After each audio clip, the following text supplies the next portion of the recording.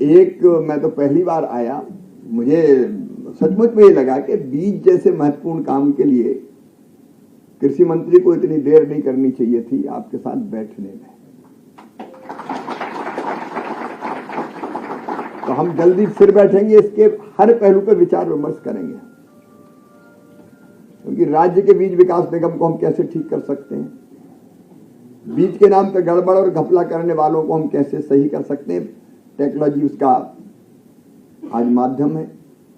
हमने अब यह भी तय किया है कि घटिया बीज प्रदाय करने वाले अगर कोई है तो उनके खिलाफ कड़ा कानून जरूरी है। घटिया पेस्टिसाइड, खाद और सीड्स पे हम एक नया सीड एक्ट का प्रारूप हम तैयार कर रहे हैं, ताकि गुणवत्तापूर्ण सीड्स, और हर तरह के सीड्स की जरूरत है। मैंने आप देखा यहाँ गेंदे का भी सीड आप तैयार कर रहे हैं, फूलों के भी, फलों के भी, सब्जियों के भी, और बाकी अनाजों के तो फूलों की जरूरत होती है।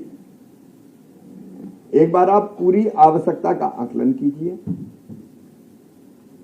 आकलन करके हम कहां तक पहुंच सकते हैं उस पर विचार कीजिए, लक्ष्य तय कीजिए, और लक्ष्य तक पहुंचने के लिए बाधाएं कौन कौन सी है, कदम कौन कौन से उठाने पड़ेंगे वो भी आप तय कीजिए, और आसानी से समय पर किसानों को हम उचित कीमत पर, क्योंकि छोटे किसान की ताकत नहीं है कि वो फिर वो क्या करता है कि वो अपने पास जो रखा रखाया बीज है वो अच्छा हो बुरा हो वो इस्तेमाल करता है, क्योंकि खरीदने की क्षमता ही नहीं होती।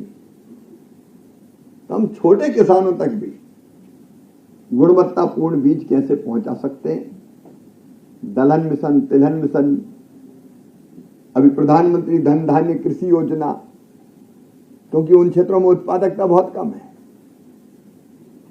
उनको कैसे फोकस करके हम काम कर सकते हैं कि वहां भी उत्तम बीज पहुंचे। अगर उन जिलों में प्रेजेंस ना हो तो वहां बीज विकास निगम की प्रेजेंस हमारी पहली प्राथमिकता होनी चाहिए। और ब्लॉक्स में भी आप बता रहे थे 4000 के आसपास पहुंचे, 6000 कुछ ब्लॉक्स में हम कैसे पहुंचे उसकी भी आप रूपरेखा बनाइए।